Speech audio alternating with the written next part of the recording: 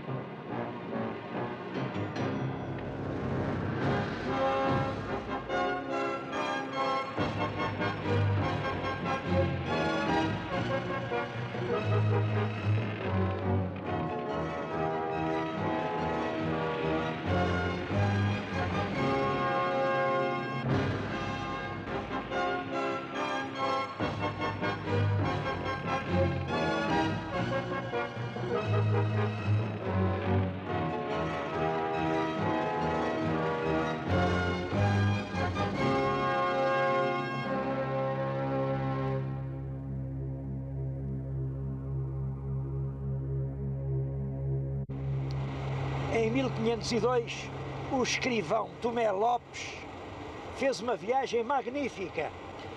Saiu do Tejo no 1º de abril, apanhou sempre ventos de popa, em 4 já estava à vista de Porto Santo, como nós estivemos, em 8 passava ao largo das Canárias, como nós passámos, e em 15 chegava a Cabo Verde.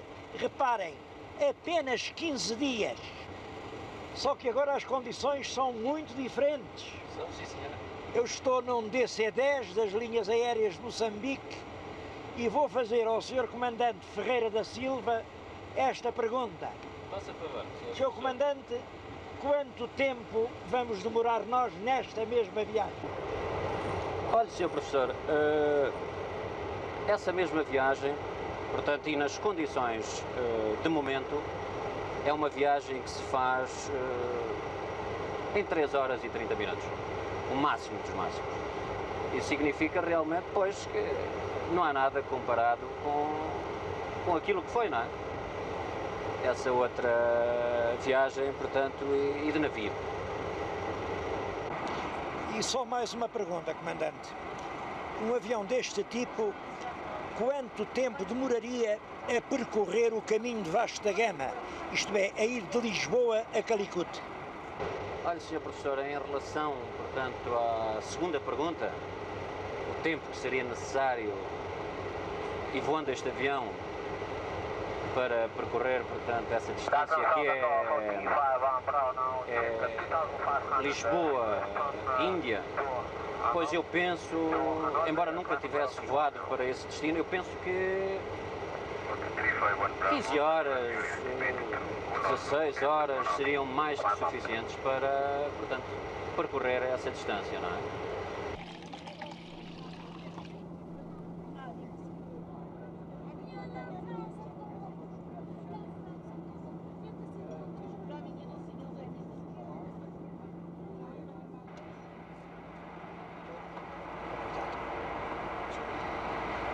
É claro que quem hoje viaja nestas condições de conforto tem muita dificuldade em compreender o que foram as viagens dos descobrimentos.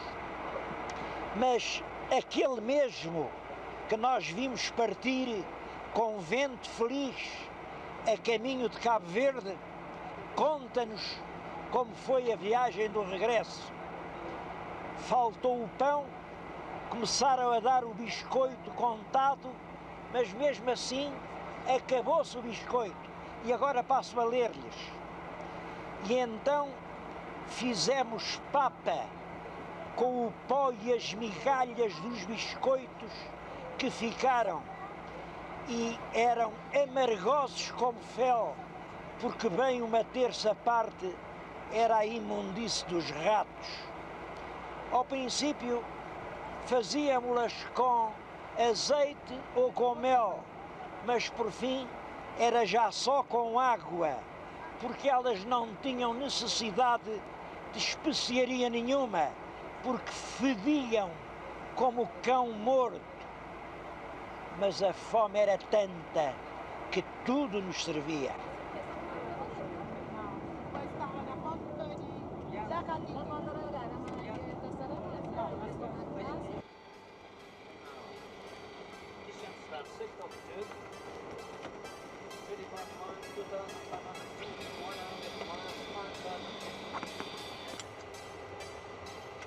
Transition level by ATC. Type of approach, okay, LS approach, runway 02. Cover at VOR 2,500 feet, Nishan 214, down to 1,600 feet, okay. Missed approach, climb on track 016 to 2,500 feet and contact with ATC.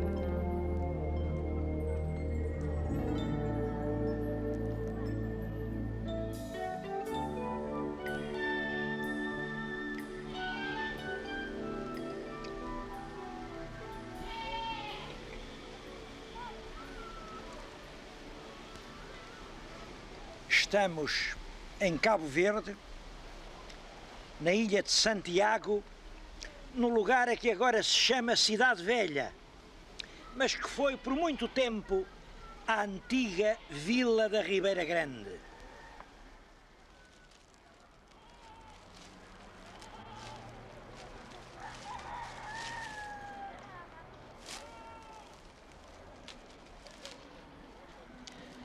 É claro que nesta grande aventura nós não podíamos ir a toda a parte do mundo, era preciso escolher, porque nós demos a volta ao mundo, não houve ponto nenhum onde os portugueses não chegassem. Aquela estrofe famosa dos Lusíadas, a pequena casa lusitana,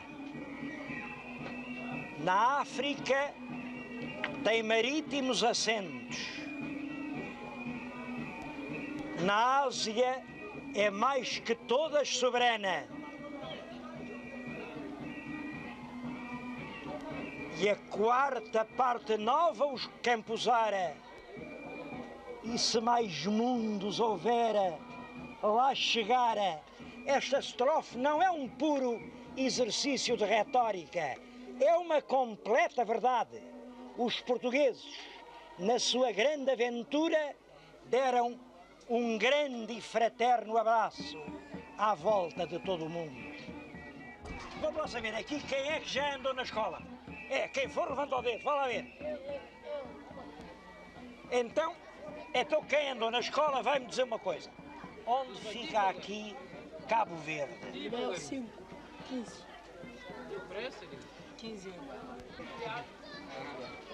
Bom, há muitos que sabem. Olha, o que eu tenho aqui é um mapa muito antigo, o primeiro mapa onde a gente desenhou Cabo Verde. É um mapa. Repare, isto aqui é a África. Digam vocês, conseguem ver aqui onde é que o homem que fez o mapa desenhou Cabo Verde? Certo, é assim mesmo. Olha, parabéns, pá, parabéns, porque acho que vocês sabem imenso.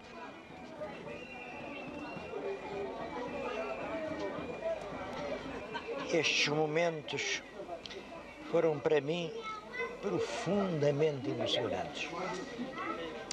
Mas eu, apesar de tudo, pedi ao realizador, ao João Ponce, que me deixasse aqui fazer uma explicação pessoal. Não foi por snobismo intelectual que eu vi aqui abrir diante das crianças cabo-verdianas um mapa português do século XVI. é que estamos numa pequeníssima aldeia cabo-verdiana. Esta é a Ribeira da Barca.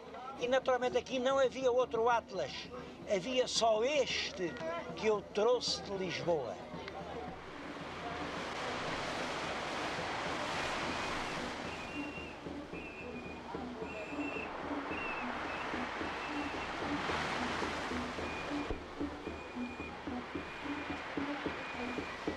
Um abraço à volta do mundo. Por sinal que foi um português, o primeiro a fazer uma viagem circumplanetária, uma viagem que abraçou o mundo, foi Fernão de Magalhães. Eu acho que este caso do Fernão de Magalhães não pode ficar fora do nosso programa. Temos que ter ideias claras sobre o que aconteceu. Magalhães é uma das grandes figuras da história da civilização. Ele ainda muito novo, na força da juventude, embarcou para a Índia. Ele andou lá, trabalhou para Afonso de Albuquerque, andou com Dom Francisco de Almeida e, sobretudo, foi muito amigo de Francisco Serrão, que era o feitor das Molucas. A verdade é que Magalhães, depois de uma vida inteira ao serviço del Rei de Portugal, vem junto de Dom Manuel e pede-lhe a recompensa dos seus serviços. Ninguém sabe porquê, mas Dom Manuel não gostava dele e tratou-o assim mal. Claro, Magalhães insistiu e disse: mas senhor, uma vida inteira ao serviço del Rei de Portugal. E o rei disse: olha pá, não me chateis, vai-te embora, não me chateis. Magalhães perguntou: e Vossa Alteza ao menos permite que eu vá oferecer os meus serviços a quem os tenha em maior conta que Vossa Alteza? E Dom Manuel respondeu: olha, vai para o diabo, te carrega e não volta a jatear. Bom, e é nestas condições que o português Fernão de Magalhães vai oferecer os seus serviços ao rei de Castela, ao imperador. Prepararam-lhe uma armada, uma grande armada,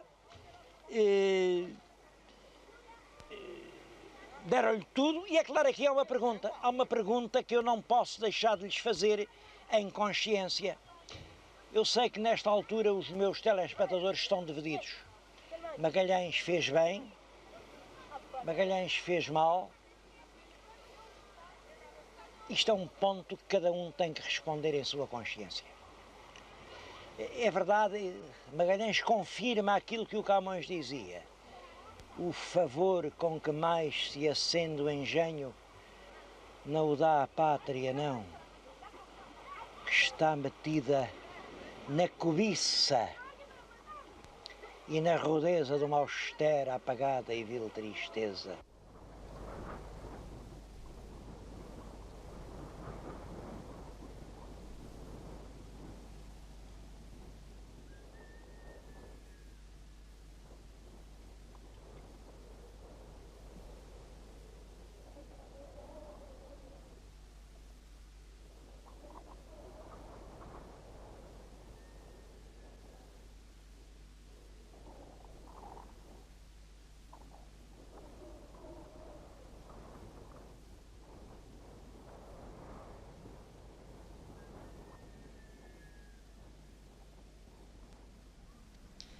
As Ilhas Molucas ficam aqui. Bom, e a verdade, é que ninguém tinha muito a certeza se ficavam no meio mundo português, se no meio mundo castelhano. Como sabem, nós, em Tordesilhas, tínhamos feito um acordo para a partilha do mundo, e aí estabeleceu-se uma linha de polo a polo que passasse 370 léguas a ocidente da mais ocidental das ilhas de Cabo Verde. Essa linha estava perfeitamente definida. Era por causa dessa linha que nós tínhamos direito ao Brasil. Mas do outro lado do mundo como é que as coisas se passavam. Bom, naturalmente que não era muito fácil determinar. Os castelhanos diziam, bom, o meridiano fica aqui. E, portanto, as Molucas já ficam no meio-mundo espanhol. Os portugueses diziam, não, isso está mal medido. O meridiano não é esse. O meridiano passa ali. E, como veem, agora as Molucas ficam no meio-mundo português. Era uma questão realmente difícil de determinar no século XVI, porque vejam que isto depende essencialmente do cálculo da longitude. Quanto à latitude, a questão é relativamente simples. A latitude mede-se pela altura do Sol. Mas a longitude, isso só no século XVIII é que ficou resolvido. E ninguém sabia ao certo como se podia determinar, e daí essa dúvida que conduziu à famosa questão das Molucas. Fernão de Magalhães não fazia qualquer ideia de dar a volta ao globo terrestre. A sua intenção era mais simples e mais concreta. Ele pretendia sair de Espanha e chegar às Molucas sem passar por águas portuguesas. Devo dizer que conseguiu. Em 1522, ele, navegando por aquilo que se chama hoje o Estreito de Magalhães, mostrou que havia passagem direta entre o Oceano Atlântico e o Oceano Pacífico, do mesmo modo que 34 anos mais cedo o nosso Bartolomeu Dias mostrara que havia uma passagem entre o Atlântico e o Índico. Só que, quando chegou ao fim da sua viagem, eles estavam de tal maneira esgotados que os sobreviventes, porque o próprio Magalhães, como sabem, caiu numa cilada de nativos numa ilha e foi chacinado. E o comandante que lhe sucedeu, João Sebastião de Elcano, já não teve forças para vir pelo mar castelhano. Teve que aceitar as rotas portuguesas e trouxe os seus navios, como os portugueses faziam, pelo Cabo da Boa Esperança.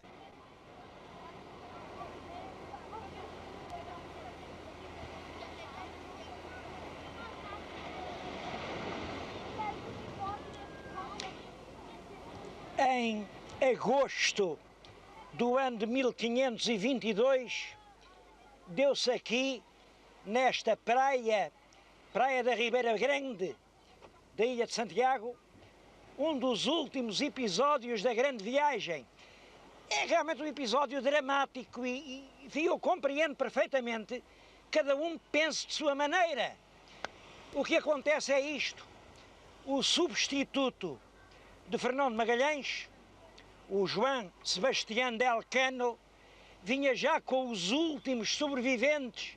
Eram só 29. Dos que tinham partido, em cada 10 tinham morrido 9, sobrava 1. E eles já não podiam mais. O navio não tinha água, não tinha comida, eles vinham absolutamente exaustos.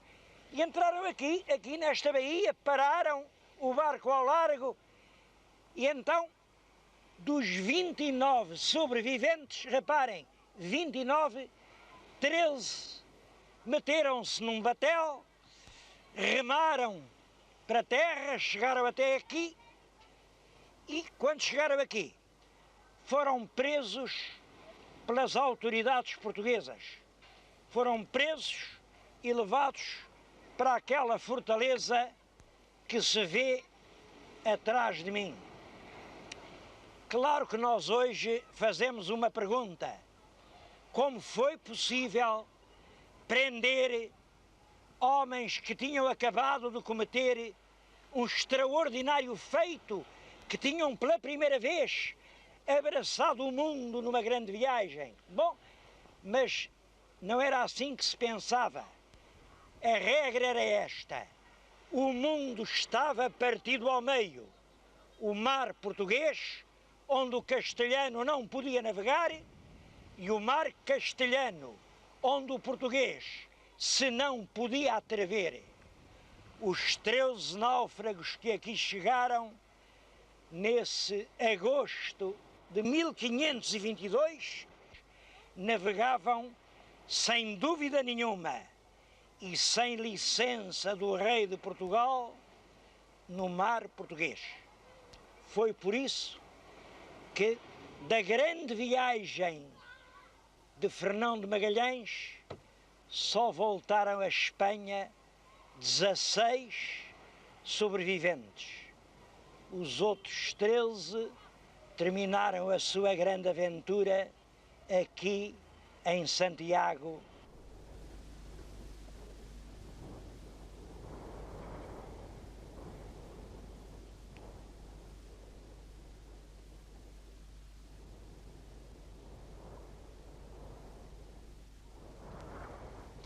E sendo assim, porque escolhemos nós Cabo Verde para concluir a série? Havia 3 boas razões para isso.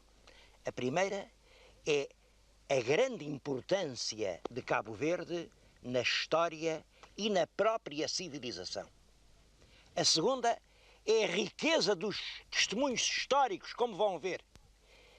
E a terceira é esta gente, é esta simpatia, é esta espantosa síntese da África e Europa que aqui se realizou.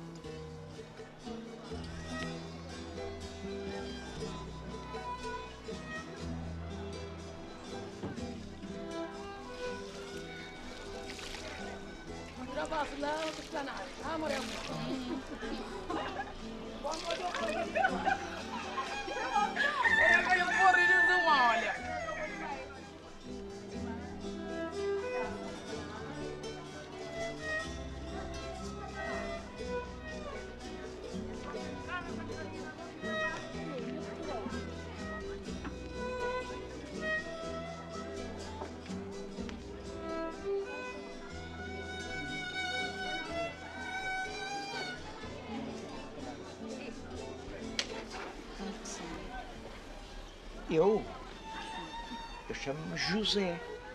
E tu, como é que te chamas? Yolanda. Yolanda. Yolanda é um nome lindo. Antigamente, sabes como se dizia Yolanda antigamente? Sim. Como é? Julinho. Violente. Violente. Tu sabias isso? Sim. Olha, e o teu irmão? Como se chama o teu irmão? Daniel. Daniel, olha, outro lindo nome. Olha, Yolande. Violante. Importas-te que eu te tire um retrato? Sim. Deixa-te estar onde estás.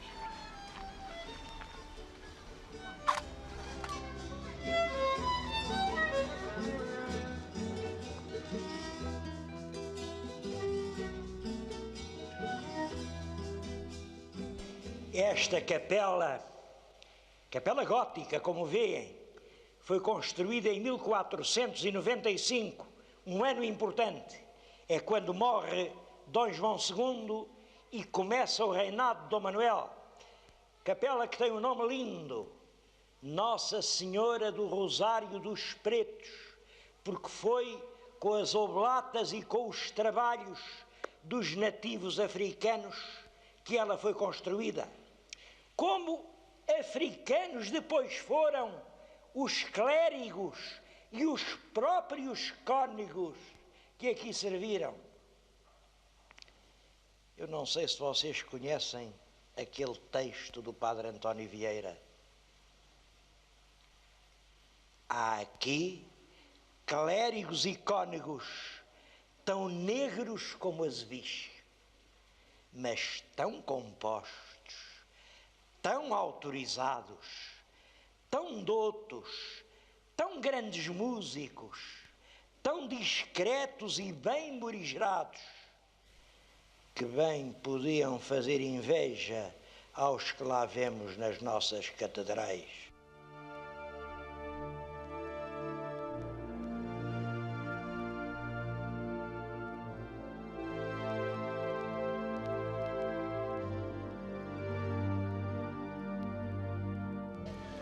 Vejam estas lápides. Elas ensinam mais que longos livros de história. Reparem, ali está um bispo missionário, um dos mais antigos bispos de Cabo Verde. E há fidalgos, grandes fidalgos. Brasões mais ou menos verdadeiros, mais ou menos inventados. Vejam como este é curioso. Por cima do elmo pôs um porco.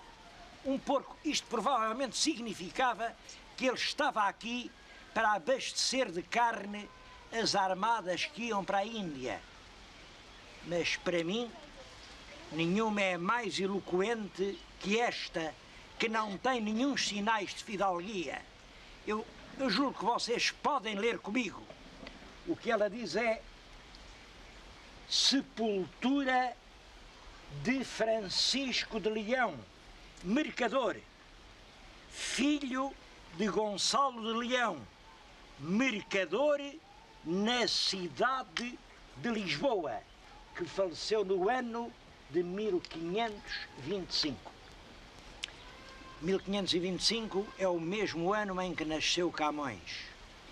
E este mercador, nessa altura mercador, queria dizer judeu, que se assume como mercador, que é filho de outro mercador estabelecido em Lisboa, é um dos muitos que vieram fugidos do reino e que fizeram a valorização das ilhas de Cabo Verde, terras desertas, onde não havia pão, não havia flor, e onde eles fizeram rebentar a própria força da vida.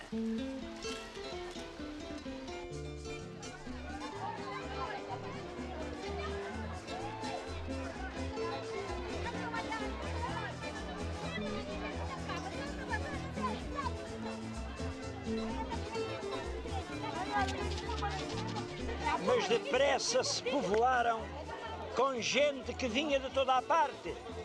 Vieram algarvios, vieram minhotos, vieram judeus foragidos e, sobretudo, gente da África, gente africana.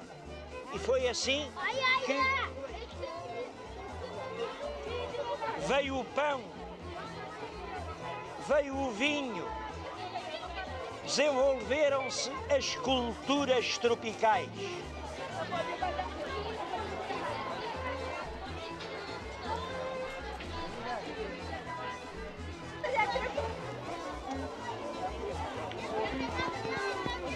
Biscoito igual ao que vinha nas naus para alimentar as tripulações.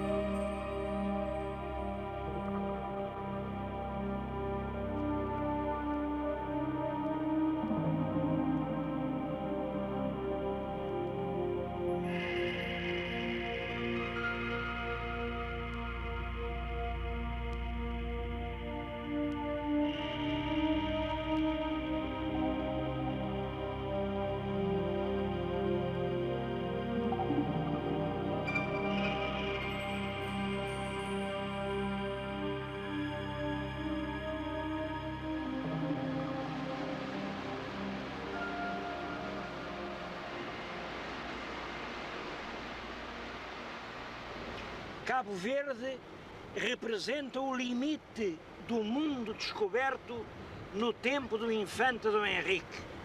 A primeira notícia que temos de Cabo Verde é uma carta de dezembro de 1460, poucos dias depois da morte do infante. Mas eu tenho junto de mim um ilustre historiador cabo-verdiano, o Sr. Dr. Daniel Pereira, que é licenciado em História pela Universidade de Lisboa e atualmente o diretor do Gabinete de Estudos do Ministério dos Estrangeiros do Governo de Cabo Verde. É um ilustre erudito e eu vou-lhe pedir que nos resuma numa síntese rápida o que foi esta cidade da Ribeira Grande e esta ilha, este arquipélago de Cabo Verde, na história da civilização.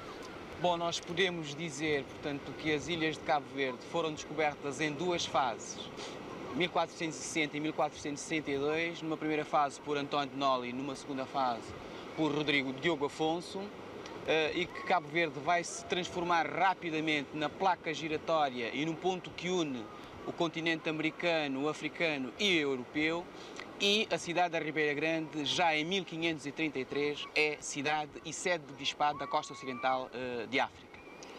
O professor fez-nos uma síntese como não era possível fazer melhor.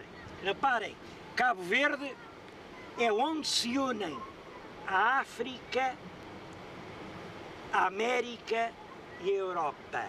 É, portanto, um dos nós que abraça o mundo. Era esse o valor simbólico de que eu falava. Ter-se-ão apercebido certamente que estamos perto de algumas relíquias históricas de que a antiga cidade da Ribeira Grande se encontra cheia. Estamos, portanto, junto de alguns canhões esses que certamente simbolizarão a defesa de Santiago, como, por exemplo, contra os holandeses que pretenderam, durante algum tempo, sobretudo no século XVII, o domínio do Atlântico Sul. Portanto, esses canhões certamente serão algo e terão sempre algo a dizer da história de Cabo Verde e da história da cidade da Ribeira Grande. Estávamos a falar há pouco da importância e do papel de Cabo Verde no contexto universal. E talvez importe explicar isso um pouco mais, ou seja, a contribuição que Cabo Verde deu para a civilização. Já o professor Orlando Ribeiro dizia que Cabo Verde funcionou durante muito tempo como uma espécie de estação de experimentação de homens, plantas e animais. De homens, na medida em que os escravos que vinham da costa ocidental africana, passando por Cabo Verde, onde eram catequizados e ladinizados e batizados, depois circulavam para as Américas, de plantas, na medida em que plantas que vinham da Índia e do Brasil circularam daqui para a África e para Portugal e vice-versa, e de animais, na medida em que, efetivamente, também os animais que vieram de Portugal e depois experimentados aqui em Cabo Verde circularam, sobretudo, para todo o continente americano. Se me perguntassem qual será o futuro do Cabo Verde no Concerto das Nações, eu diria que, como sempre aconteceu, contribuir e continuar a contribuir para a aproximação entre os povos.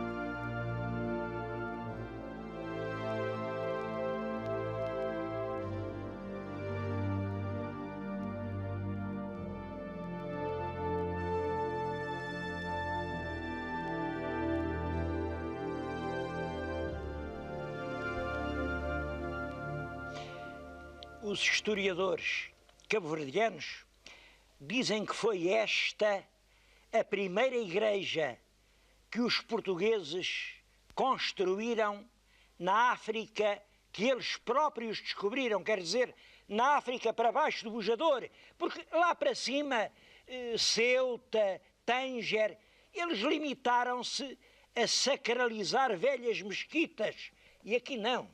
Aqui foi preciso construir desde a raiz. A igreja é a de Nossa Senhora da Luz e o lugar chama-se Baía.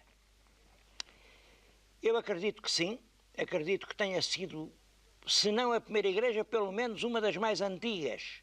Reparem, aqui ainda no chão, juncando o chão, encontram-se azulejos como estes, é um azulejo hispano-árabe, do século XV ou princípio do século XVI. E peço-lhes que olhem para esta pilha batismal. Ela é de calcário. É uma pedra que não existe em Cabo Verde. Portanto, veio com certeza de Portugal. mas eu acho que foi esculpida aqui. Vocês dirão, vão ver comigo, mas olhem este rosto. Vejam este. Eu acho que são semblantes africanos. Esta pedra é realmente uma pedra dos portugueses em África. E há outra coisa que eu acho que é tão bonita, tão bonita. Olhem comigo esta cruz. É a cruz de Cristo. É uma cruz exatamente igual à grande cruz vermelha que vinha pintada nas velas dos navios do infante Dom Henrique. E acho que também ninguém mais no mundo foi capaz de esculpir um jacaré no arco triunfal do altar-mor.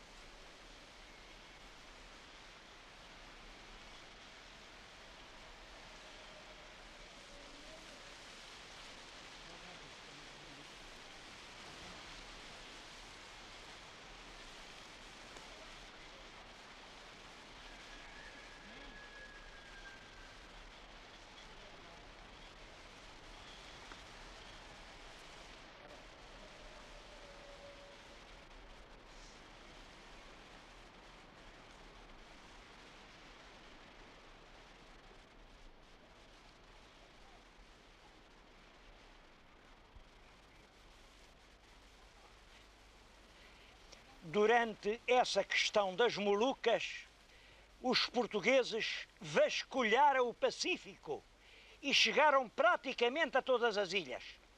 Há uma lenda muito curiosa que é da chegada a Timor. Diz que os nativos viram ao longe no mar uns navios que tinham nas velas uma cruz vermelha. Desembarcaram e, naturalmente, dirigiram-se ao chefe da terra, que era um ancião, e disseram: o senhor dá licença que a gente pregue aqui o nome do verdadeiro Deus? Mas ele disse que não. Deus já tinha que chegasse e não queria mais problemas na sua terra. Então os portugueses disseram: bom, mas ao menos o senhor tem que nos deixar encher os navios de água, porque nós vimos do outro lado do mundo e vimos mortos de sede. E aí o velho rei da terra disse: está bem, tirem lá a água que quiserem, desde que seja durante a noite, porque amanhã de manhã, se aqui estiver algum, eu corto-lhes o pescoço. E assim foi. Na manhã seguinte, o velho rei veio até ao poço e o que viu foi uma ferragem como esta, em que os portugueses tinham amarrado no poço uma enorme corrente. E o rei disse: isso não estava no contrato. os senhores não podem meter ferros no meu poço. Mas os portugueses responderam-lhe: ou tu nos autorizas a desembarcar e a pregar na tua terra o nome do verdadeiro Deus, ou nós puxamos a terra pela corrente do poço e levamo-la a reboque até Portugal. Naturalmente que o chefe deu uma enorme gargalhada, como vocês estão a dar. Quem é que já viu uma ilha ir atrás de um barco? Mas palavras não eram ditas, um terrível cataclismo sacudiu toda a ilha e viu-se a ilha de Timor vogar no Pacífico em direção ao Ocidente. Bom, é claro que isto é uma lenda erudita, é uma lenda verdadeira, ainda hoje os nativos de Timor a contam. Mas é claro que isto é um resto, é uma reminiscência de algum sermão de missionário. Mas há outras lendas tão belas como essa e que não são reminiscências, são factos atestados por documentos que nós conhecemos.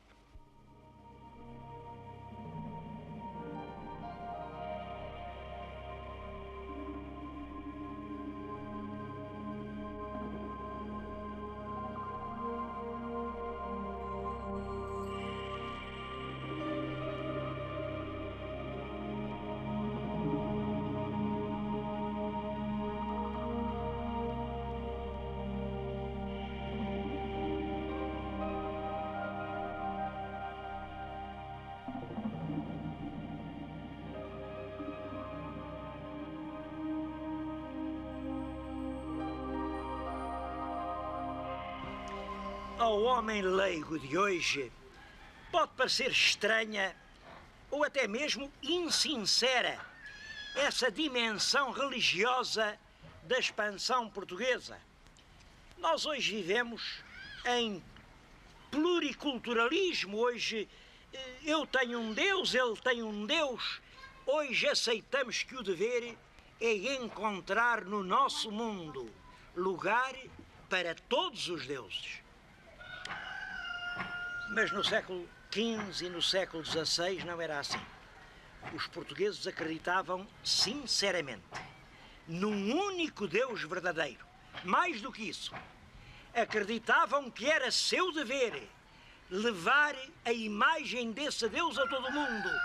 Acreditavam que era preciso, na pedra das terras novas, esculpir a imagem de um homem diferente.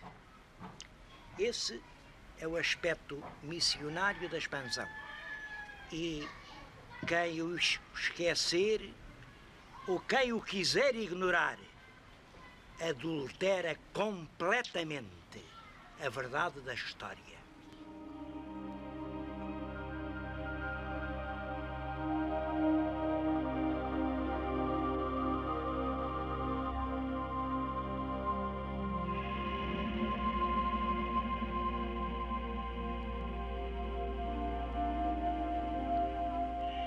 Mais alto e mais belo exemplo desse grande plano missionário português é o Padre António Vieira. Não é apenas uma figura portuguesa, é um herói universal, porque é um herói na mais nobre de todas as guerras, na guerra pela conquista dos direitos humanos.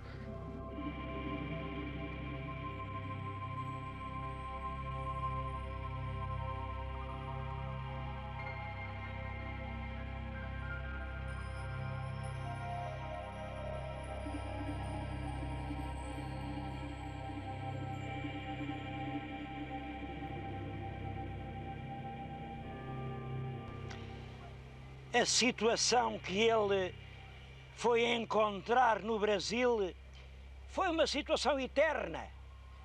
Foi a exploração do homem pelo homem. Os senhores de engenhos precisavam de escravos e percorriam as florestas, capturavam-nos, perseguiam-nos como animais selvagens e reduzia os índios à miserável condição da escravatura. E o padre Vieira dizia: vocês não podem, vocês não veem, são homens como nós, são nossos irmãos, não podem ser escravos. Mas eles diziam: homens como nós, nossos irmãos. Oh padre, você é um poeta, você não vê que eles são bestas, eles nem animais são como pedras, são piores que rudes animais. Acho que foi num diálogo assim que o padre António Vieira deu aquela famosa resposta, a resposta que hoje é uma página célebre, que todos nós temos orgulho por ter sido escrita por um português. Concedo-vos que esse índio bárbaro e rude seja uma pedra, mas vede o que fazem uma pedra a arte. Arranca o estatuário dessas montanhas uma pedra tosca, rude, bruta, informe. E depois que desbastou o mais grosso, toma o maço e o cinzel na mão e começa a formar um homem, primeiro membro a membro, depois feição por feição até à mais miúda. Ondeia-lhe os cabelos, alisa-lhe a testa, rasga-lhe os olhos, afia-lhe o nariz, abre-lhe a boca, avulta-lhe as faces, torneia-lhe o pescoço, estende-lhe os braços, abre-lhe as mãos, divide-lhe os dedos, lança-lhe os vestidos e aqui desprega, ali enruga, acolá recama e fica um homem perfeito, talvez um santo que se pode pôr no altar. É uma pedra, como dizeis, esse índio rude, pois trabalhai, aplicai o cinzel um dia e outro dia, e vós vereis como dessa pedra tosca e informe, não só um homem, mas pode ser que um santo. É claro que o estatuário é o mito, mas a mitologia é a ideia essencial que nós fazemos das coisas. É como dizia o Fernando Pessoa, o mito é o nada que é tudo. Claro que nós temos a ilusão de que há um plano concreto de realidade e que depois há assim uma grande névoa onde há só mitos e sonhos. Mas isso é como esta ilusão. Olha esta ilusão do perto e do longe. Tudo o que agora é realidade já outrora foi mito. E tudo quanto hoje é mito já foi realidade.